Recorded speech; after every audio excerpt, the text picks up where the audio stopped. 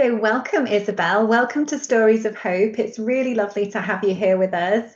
And thank you so much for offering to share your recovery story. I know that you recovered from debilitating chronic back pain using mind body methods or neuroplastic methods, and that now you are working as a neuroplastic symptom recovery coach. So, actually helping other people to heal using these same methods. And I know you have a really remarkable story with lots of key learning for anyone who is healing chronic symptoms, chronic pain. So I'm excited to do this interview with you and thank you for being here. Yeah, thank you so much. I'm so excited to be here. All right, so let's dive into your story. And I'd love for you to just walk us through your experience with chronic pain. Tell us about how it initially arose in your life, what you did to try to treat it, and then how it developed over time. Yeah, I'll go over this part quickly. I had about 12 years of different upper back and neck issues that I went to a variety of doctors for. And I ended up kind of managing it with these weird, like physical therapy exercises that I did every day. And that was never really debilitating. And then I started having in 2020 some lower back pain and sciatica, and there was kind of an event, a flight that I took in 2021 where it shot up and became like excruciatingly painful on the flight. And that set off kind of the year of very debilitating pain where I had to take medical leave from work and did kind of the the round through all of the different solutions that we all know about, where you're going to different doctors and specialists and getting your MRIs and massage, acupuncture, exploring all the alternative things. So did that for about a year. And then almost exactly a year later, I just count myself so lucky that it was only about a year because I know so many people go so much longer before finding all of this. A friend of a friend gave me the book Healing Back Pain by Dr. Sarno. I just happened to have some time and laid down to read it because I couldn't sit. I call it the year I couldn't sit. And yeah, I just had that experience that people often talk about of just, it was like a page turner. It was like a novel that I couldn't put down. And I had that, could this be what's happening to me? Um, of course, with a sprinkle of doubt.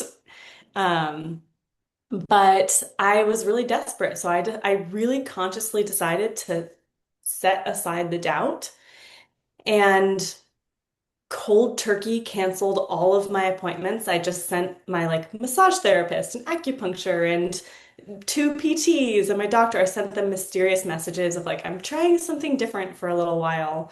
Like, don't reach out to me. And I stopped rolling on my foam roller. I stopped doing yoga. I stopped doing any kind of physical treatment.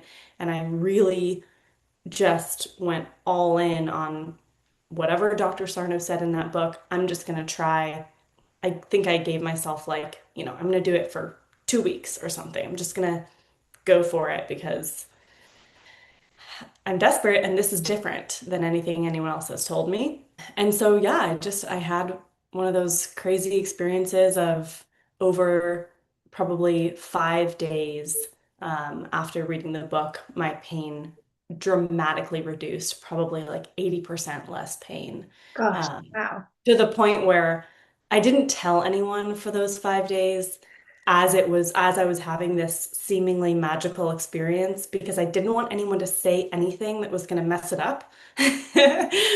Um, but after 5 days, I was in so much less pain and had enough confidence that I actually gathered my family. And I said, I'm healed and you're not allowed to say anything. Like here's how you're not allowed to say anything except I'm happy for you.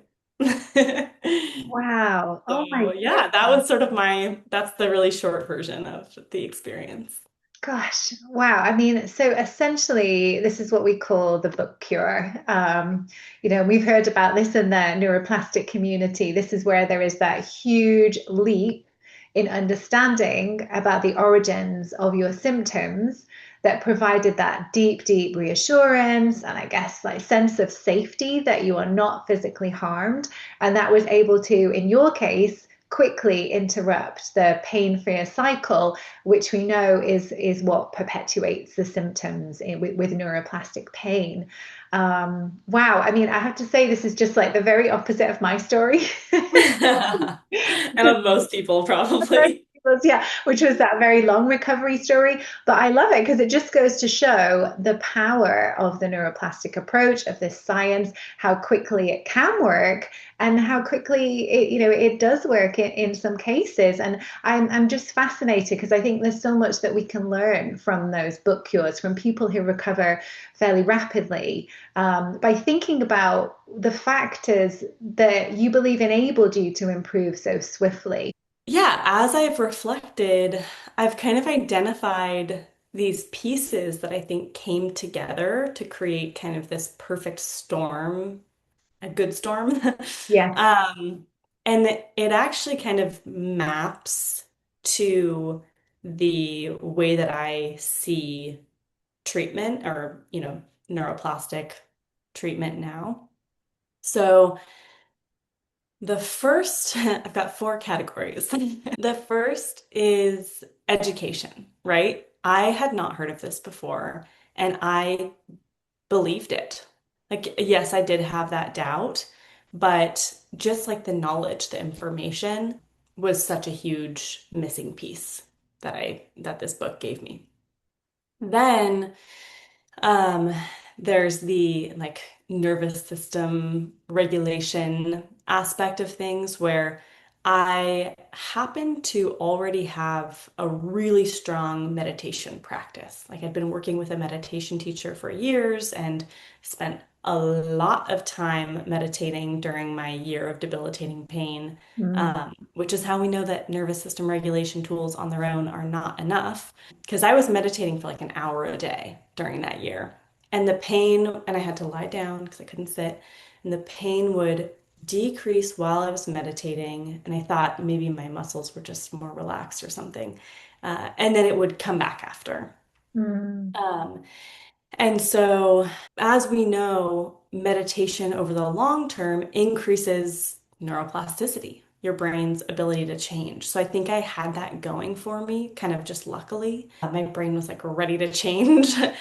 And I wove Dr. Sarno's reminders into my meditation practice over those 5 days, where, I mean, and after that, but while I was in a state of meditation, like high neuroplasticity, I would give the reminders to myself.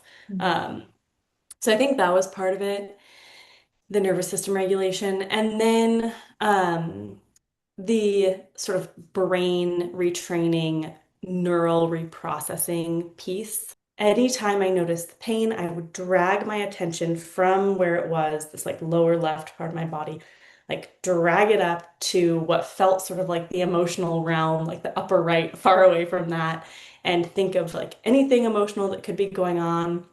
And I had like this visual of a character that was creating the pain, and I would talk to it sort of firmly and say, like, I see what you're doing and you're not going to do it anymore. And I had the daily reminders on my phone and on my computer. So anytime I needed it throughout the day, I would like stop what I was doing. I would stay sitting. It was hurting, but I would stay sitting and say, talk to the little character, pull up the daily reminders, and like read it to myself firmly. So I was kind of aggressively changing neural pathways without really knowing that that's what I was doing. Mm. And then last but not least, the emotional processing piece. And so this is kind of similar to the nervous system regulation in that I'd been in therapy for years. I had done like a lot of emotional work. I had, but that's the thing is that on its own wasn't enough, right? Had all this emotional intelligence and but I still had this pain because I didn't have the knowledge. So it's like all these pieces had to come together. So the emotional piece, just the emotional groundwork that I already had.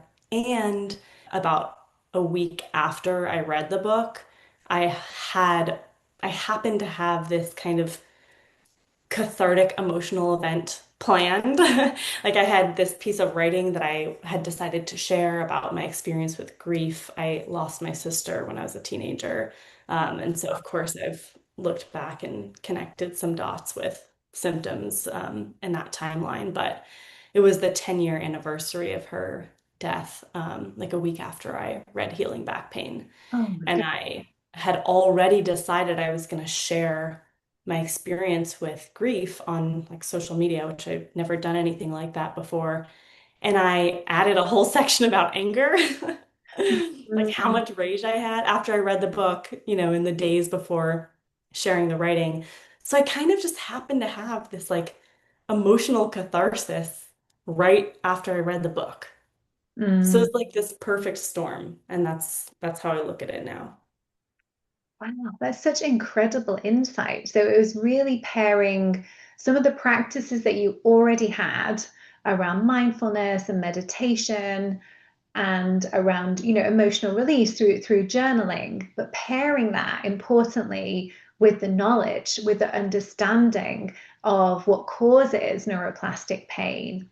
And then also pairing it with these different techniques that you developed on your own, but are brain retraining. I mean, and I just think it's incredible that you came up with your own process, without working with a coach or a particular program, but you found your own way to do this intensive brain retraining. And then I think with the emotional work, bringing into that the release of anger, tapping into the rage over what happened to you, how unfair that is, how devastating it is.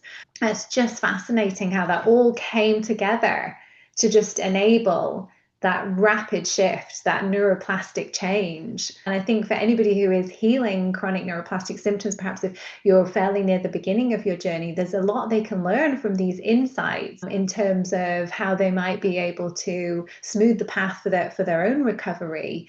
So it's amazing that people get to hear this from you. Thank you. Yeah. And it's funny, I think you used the word safe earlier of I felt safe after reading the book.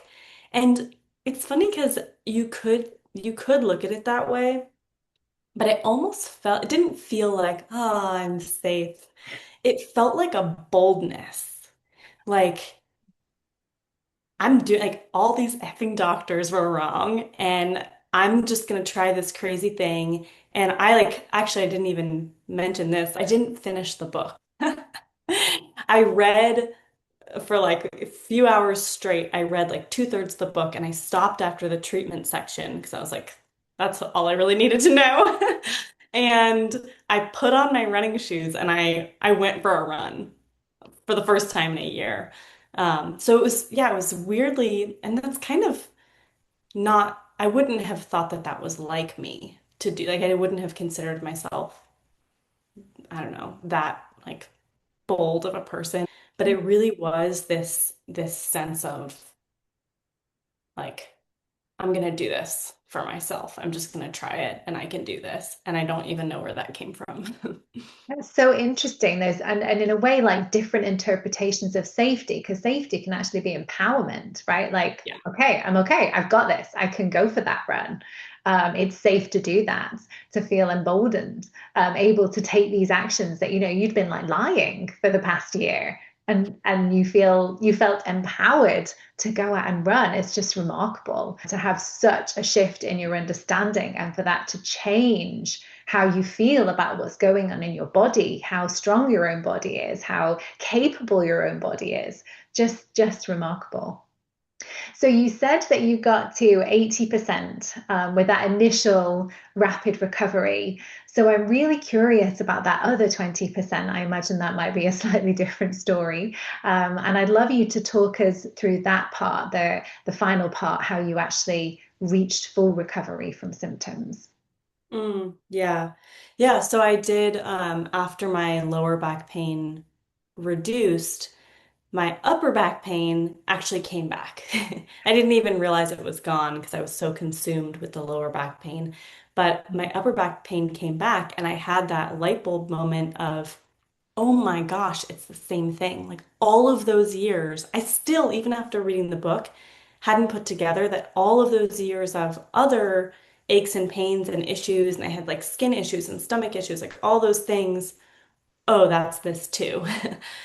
Yeah, so I ended up leaving my job after a couple months and taking some time off, and then going through all these different certifications and trainings in order to help other people heal. And as I started that process, I became the client for a coach. Mhm. Trisha Humphreys is my coach. She's from the UK. And it was really working with her uncovered a lot of things that I had not seen for myself, which was kind of cool having that experience because I was training to become a coach and I was experiencing the value of having a coach while I was doing that. So that was kind of validating. Yeah, so I really think it was working with her. And then it's an ongoing process, as you know. Mm. And that's a big thing that I talk about with people that I work with is there such thing as 100%, Mm. right? Like, is there such thing as recovered?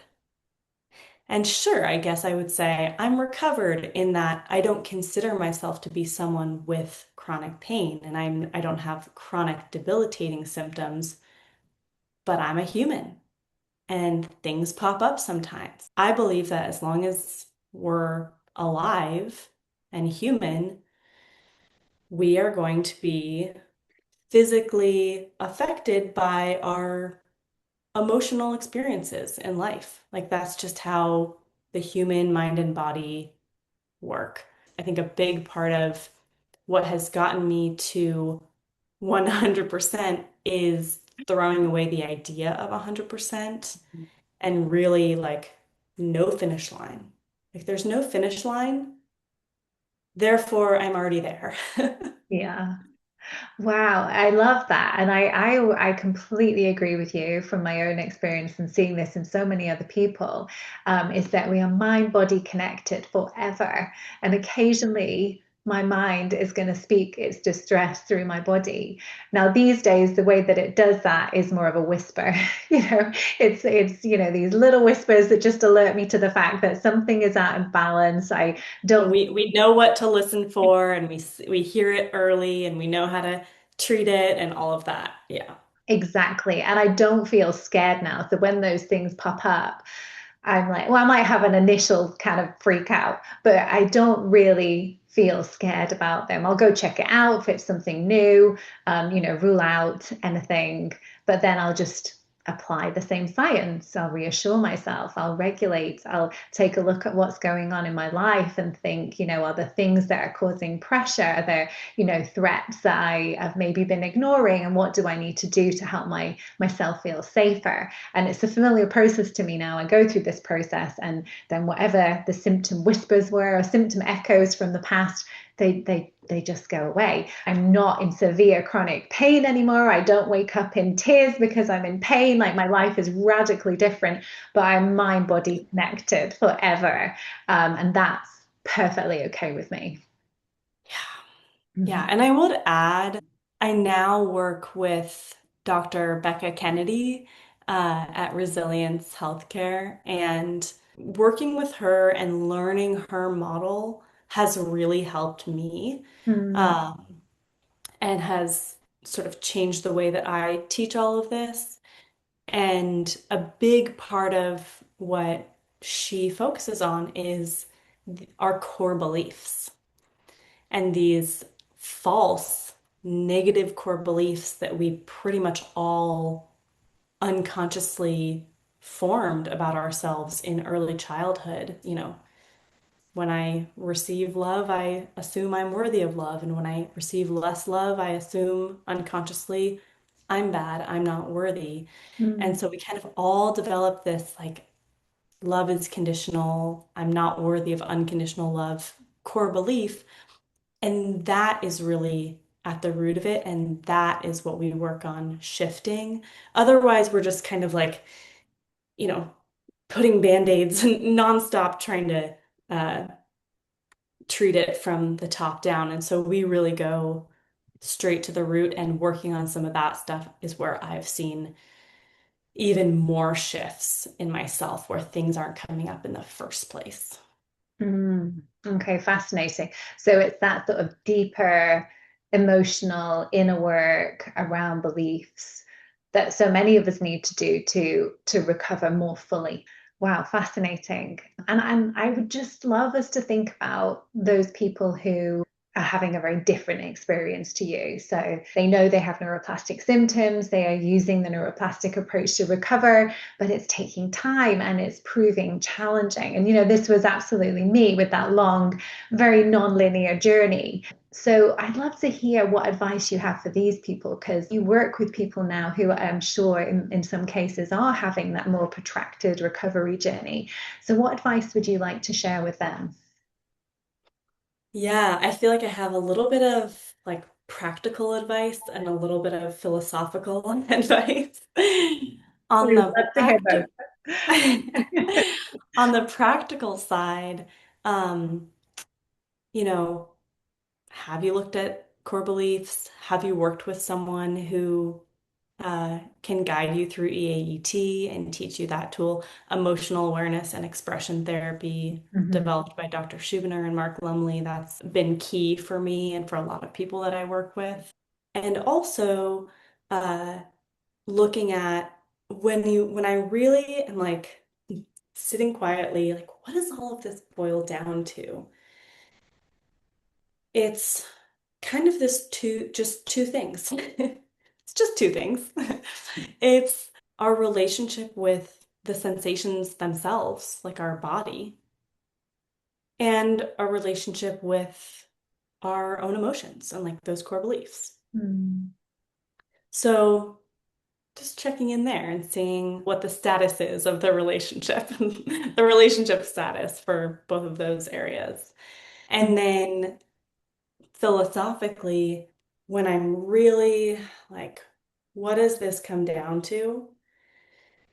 It's this feeling of like 100% trust that I have good intentions for myself.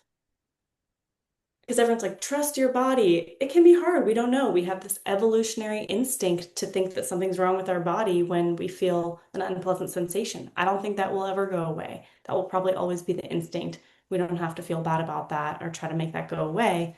We can Mm. be aware of it. But what has really changed for me is I fully 100% trust that anything I'm gonna do for myself is coming from a place of love and care and good intentions for myself. So just getting better and better at tuning in and deciding on something to try.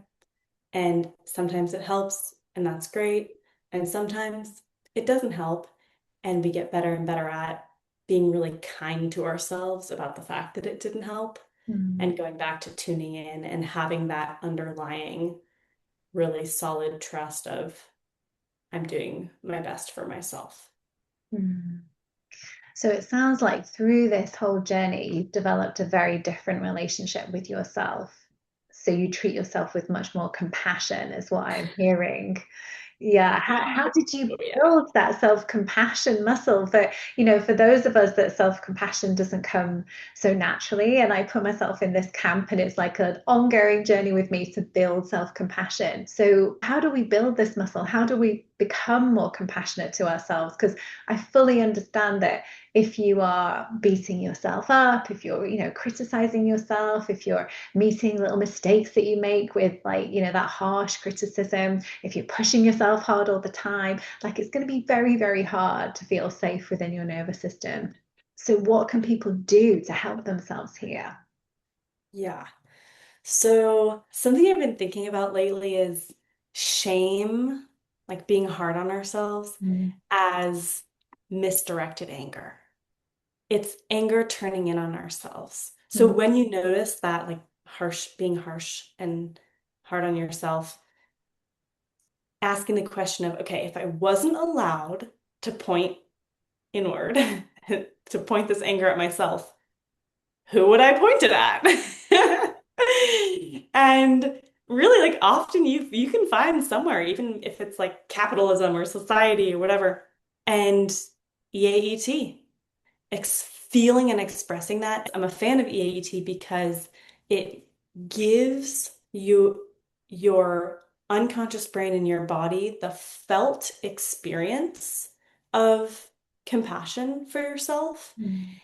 And even like people hear EAET, and I think they often think anger, like, oh, that's an anger exercise. I hear EAET and I think love, Mm. self-love, because you start with the love for yourself and then you express the anger from a place of self-love. I love anger now because it literally is self-love. Like that's the way that I know that I want to be treated better. Mm. So then makes have that felt experience of feeling and expressing anger from this place of I'm worth standing up for, showing that to our own unconscious brain. And then we end with more love for ourselves, for the other person. So it's basically just love all the way through. So let's just fast forward a little bit, Isabel, if that's okay. And I would just love you to tell me what life looks like for you today.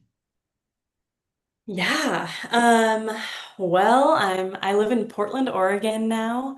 And I live with my partner and our dog.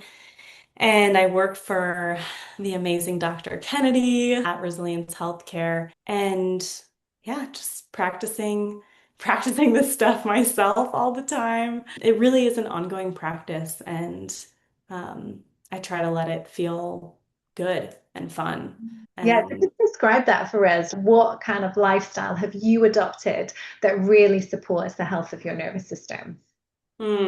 yeah, I mean, it's funny because I realized I was doing yoga and meditation every single morning, and I had to cut myself off from that. It's another thing I always say with people I work with. It's not about what you're doing. It's only about how. Like I could tell two people to do the exact same thing, and one person could do it like, oh, I have to do this, Isabel told me to. And one person could, you know, have that kind of empowerment and boldness around it, and you'd have totally different results. So I literally stopped doing a lot of the things that sound like they would be so helpful because I was doing it from this place of pressure. Oh, if I don't do my yoga and meditation, I'm gonna have symptoms and ah. Mm. Um, yeah, so I think I have a lot more flexibility now. And it's kind of uh this dance between letting the difficult stuff up and out more Mm. and intentionally bringing in what I want more of. I used to consider myself like a worrier, a really anxious person. I had symptoms go down, anxiety go up, that experience, Mm. um, OCD type thought patterns. And yeah, I think that the answer keeps coming back to kind of there is no right answer, which is Mm. annoying, but there's no right answer. It's that kindness, gentleness, trust in my own good intentions for myself, and letting the rest be kind of an ongoing, fluid learning experience. Mm. And you just mentioned like traits there, the personality traits like the worrier. Is that an area that you've worked on as part of your journey, reflecting on traits that have developed through your life, perhaps as like protection mechanisms, but that you came to like associate with yourself as part of your personality, and becoming aware of those and working with them in any way? Because I know many of us have to do that on this journey. Was that part of your experience? Yeah, definitely. Yeah, I thought, well, I inherited those things from my dad and it's just genetic. That's just who I am. And now I would not consider myself a worry like at all. And so I've just changed my brain. Mm, And it's a consistent practice, right? Like I'll notice that old like feeling creep up mm, and okay, I see you, I recognize that. I'm gonna boom, switch, bring in what I want more of, practice what I want more of, um, mm. very consistently. That's so interesting. I think sometimes people hear about, particular personality traits being linked with neuroplastic symptoms, and then they worry because they think, oh, well, if maybe my personality is fixed and my Just who symptoms I are am. just who I am, so I'll always have these symptoms if they're related to that. And I just always love to say to people, patterns aren't fixed. And neuroplastic symptoms certainly are not fixed. And the first step is just becoming aware of things, becoming compassionately aware of traits and, why they might have developed. And then gently supporting yourself to shift. Like, can you perhaps rein in just a little bit of that worrying, just a little bit to take some pressure off your nervous system? And over time, we really can change the way we respond to things that are happening in our life. Those patterns, the thinking patterns, the patterns of behavior. And like you say, it's a process. Yeah. And again, it comes back, in my opinion, to the core beliefs, right? Mm, Like, do we come from the top and try to change the personality traits and change? I think we go to the bottom. Let's say we could wave a magic wand and your new core belief is I am 100% worthy of unconditional love, no matter what. Then we don't need to be perfect. We don't need to please everyone all the time because I know when it comes down to it, I am worthy of unconditional love. Then it's safe to feel and express anger and have that risk of breaking social connection because I know when it comes down to it. So that's what I think I come back to is that root, the core beliefs, and that kind of allows the other things to then change. wow. Okay, so I'm fascinated in this with the core beliefs. How do you go about identifying those and shifting those? Because it seems like this is the foundation, isn't it? If we change those core beliefs, if we know that we are worthy, if we build that sense of self-love and self-compassion, everything else can change. So that work is so important. So I'd just love to know how do you go about that? Yeah. I mean, for identifying the core beliefs, I kind of think we pretty much all developed the core belief of I'm not worthy of unconditional love. Mm, Even if, I had my parents are great. I had um like they're very supportive, whatever. Not a ton of early childhood trauma, but even so, you look at like, okay, well, your little 2-year-old brain, like, okay, when was I receiving more love and more praise? Probably when I was being good or succeeding or performing well in some way. And when did I receive less love and less praise? Probably when I made mistakes, expressed big emotions, that type of thing. And mm, so just kind of looking back at some of those things that your unconscious survival brain might have learned early on and then that's the lens through which your brain is interpreting the whole world and it's getting solidified by all the pressures of society, through adulthood, that just gets kind of solidified. mm, And so in shifting that, this is where it comes back to the you believe what you feel and not what you think, and the mm, EAET. The reason EAET is so effective and it's outperforming cognitive behavioral therapy and all these other traditional therapeutic approaches in for reducing chronic symptoms, I think it's because EAET shifts our core beliefs. So it's like both exposure therapy for our own emotions, right? Like we're feeling and expressing our emotions during the exercise, and we're coupling that with connection and compassion at the end. mm, That's the reason our brain was afraid of the anger, the emotions, is because it's worried if we feel and express it, we're going to break our social connection, and that feels dangerous. So we mm, feel and express it, and then we also have that connection and compassion felt sense at the end of the exercise. So our brain learns, oh, I can feel and express emotions like anger and still have connection. So anger must be safe. So it's like this exposure therapy for our own emotions, and it shifts the core beliefs because we are giving our unconscious brain the felt experience of, I am worthy. I'm worthy of standing up for, defending, and it's that feeling. Fantastic. So I'm definitely going to find some links for people who want to explore EAET because I I know, we feel like gotta make it more accessible.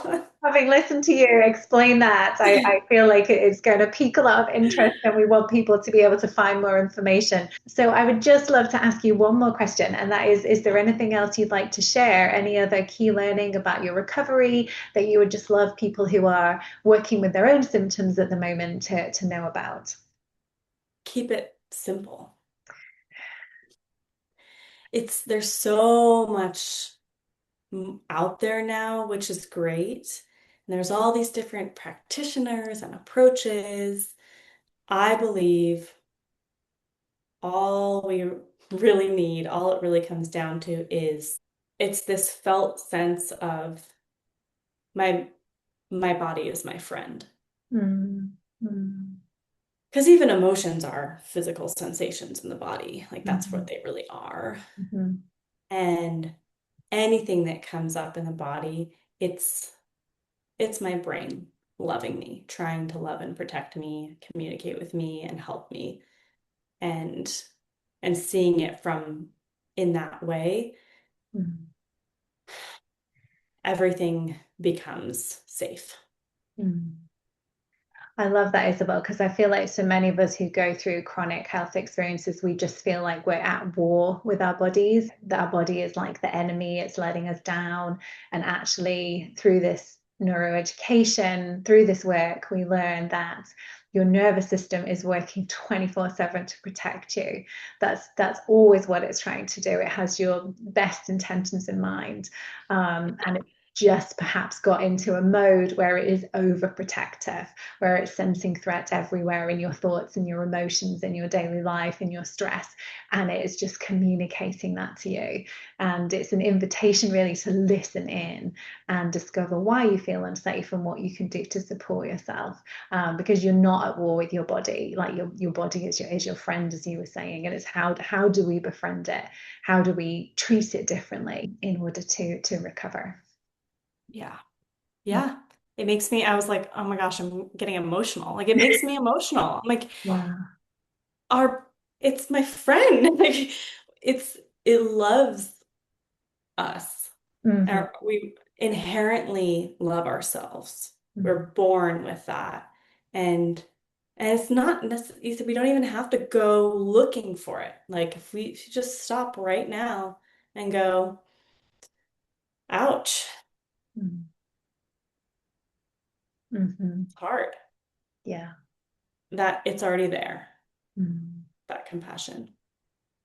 Yeah, and so many of us are kind of, I think, cut off from that. And like, particularly when we have chronic symptoms, we're often like so laser focused on the symptoms, right? But maybe detached from everything else in our body, like everything else we might be feeling, like you were saying, feeling emotions in the body and all the other little whispers from the body because we're laser focused on that pain or those symptoms. But through this, I think we develop an entirely different relationship with the body where we hear all of its communication and we respond to that with love.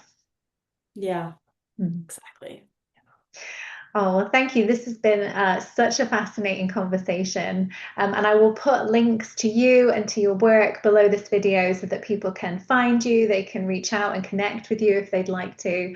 And I'd just like to say a huge thank you for sharing your inspiring story with us today, and the insights from that, and also for all the work that you do in this neuroplastic community now to help other people to recover. Thank you so much. And back at you. Thank you for everything you do and getting these stories and messages out there.